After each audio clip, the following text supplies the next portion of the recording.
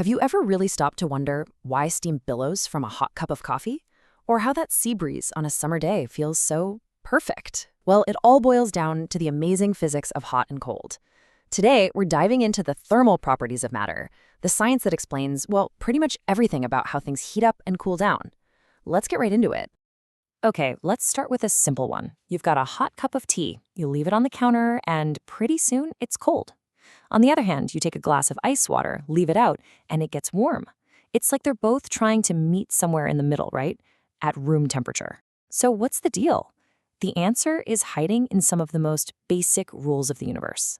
To figure out our tea and ice water puzzle, we first have to get two super common and super confused ideas straight, and that's heat and temperature. I know, they sound like the same thing, but in the world of physics, they are totally different. So what is the actual difference? Well, think of it like this. Temperature is a snapshot. It's a measurement, a number that tells you how much the molecules inside an object are jiggling around. It's how hot or cold something is. Heat, on the other hand, isn't a snapshot. It's energy on the move. It's the flow of energy that happens only when there's a temperature difference, and it always flows from hot to cold. Now, this flow of heat doesn't just go on forever. It's got a goal. And that goal is a state of balance called thermal equilibrium. It's the point where everything reaches the same temperature, and the heat just stops flowing. So your hot tea is dumping its heat into the cooler air in the room, and the cold glass of water, it's soaking up heat from that same air. They're both just on a mission to match the room's temperature. All right, so we get that heat flows. But what actually happens to stuff when it absorbs all that energy? It's not just about getting hotter. The physical properties of matter can change in some really cool ways. You know, one of the most basic effects is something called thermal expansion. When you pump heat into something, you're basically giving its atoms and molecules a shot of espresso. They start vibrating and bouncing around more, and they need more space. So the whole object expands. And the opposite happens when it cools down. It shrinks or contracts. And this expansion can happen in a few different ways. If you heat up a long, thin wire, it'll get longer. That's linear expansion. If you heat up a flat sheet of metal, its surface area gets bigger. And if you heat up, say, the air inside a balloon, the whole thing puffs up. That's volume expansion. This is not just some lab experiment either. People have used this for centuries. Think about a blacksmith making a wagon wheel. They take an iron ring and heat it up in the forge until it's red hot. Because of thermal expansion, the ring is now slightly bigger, so it slips right over the wooden wheel. Then, as it cools down, it contracts, shrinking and clamping down on the wood with incredible force. That's how you get a super tight, super strong fit. Pure physics. Now, here's a fun fact. Not everything heats up at the same speed. Some materials are just greedier for heat than others. This property is called specific heat capacity. It's basically a measure of how much heat you have to pump into a substance to make its temperature go up. And in this category, water is an absolute champion. It has a ridiculously high specific heat capacity. So what does that actually mean for us? It means water can act like a giant energy sponge. It can soak up a ton of heat without its own temperature shooting through the roof.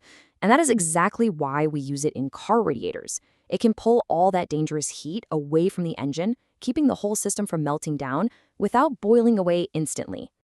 Okay, this is where things get really weird. Let's talk about what happens when stuff changes state, like ice melting into water. You start adding heat to a block of ice, and its temperature goes up just like you'd expect, until it hits 0 degrees Celsius. Then the craziest thing happens. As the ice melts, its temperature gets completely stuck at 0 degrees, even though you're still adding heat. So where's all that energy going? It's not raising the temperature, it's being used to break the bonds holding the ice together. Only after every last bit of ice has turned to liquid does the temperature start to climb again. Wild, right? So we know heat is energy on the move, but how exactly does it get from point A to point B? Well, it turns out there are 3 main ways heat travels, 3 different modes of transfer. First up, we've got conduction. This is basically heat transfer through direct touch. Think of the particles in a solid all holding hands in a long chain. If you heat up the particle at one end, it starts wiggling like crazy, it bumps into its neighbor, which starts wiggling, which bumps into its neighbor, and the energy gets passed right down the line. The classic example? Grab a metal poker for a campfire. You stick one end in the flames, and it's no surprise that it gets hot. But through conduction, that heat energy zips from particle to particle all the way up the rod, and pretty soon the handle you're holding is way too hot to touch. That's conduction in action. Okay, next we have convection. This one's different because it happens in fluids, so liquids and gases. And with convection, it's not just energy getting passed along. The hot stuff itself is actually moving from one place to another. And we are back at the beach. A sea breeze is the perfect example. During the day, the land heats up way faster than the ocean. So the air above the land gets hot, expands, and becomes less dense, so it rises. What fills that empty space? Cooler, denser air from over the ocean rushes in to take its place. That movement of air is the breezy feel. It's just a giant circulating convection current. And finally, the third mode, radiation. This one is the real rock star, because unlike the other two, it doesn't need any stuff to travel through. No particles, no fluid, nothing. It transfers heat using electromagnetic waves, like radio waves or visible light, that can shoot right through the empty vacuum of space. And the biggest, most important example of this in our lives is, you guessed it, the sun. Its heat travels 93 million miles across the void of space to get to us. That warmth you feel on your face on a sunny day, that's pure heat energy that made that incredible journey all by itself, through radiation. So let's do a super quick recap. You've got conduction, which is heat transfer by touch, mostly in solids. Then there's convection, the actual movement of hot fluids like air or water. And finally, radiation, which sends heat out as energy waves that need no medium at all. 3 totally different ways heat gets around, and they're all happening all the time. All right, for our last section, let's bring it all home. Let's connect all these ideas and see how this physics shows up literally everywhere in your daily life, from your clothes to your kitchen. So check this out. Every single object that has any temperature at all, including you, is constantly glowing with thermal radiation. This graph here shows that really hot things, like our sun, glow with high energy radiation, mostly as visible light. That's literally why we can see it. Cooler things radiate lower energy waves, like infrared, which we feel as heat.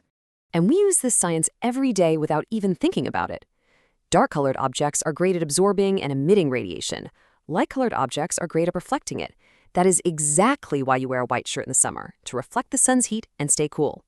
And it's why the bottom of your frying pan is usually black, to absorb as much heat as possible from the stove and cook your food faster. So why does any of this matter? Because understanding these fundamental rules is the key to, well, almost everything.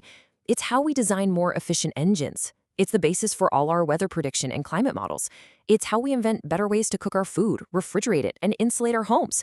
It's even how we understand how our planet stays warm. It is everywhere. We've covered a ton, from the difference between heat and temperature to the 3 ways heat gets around.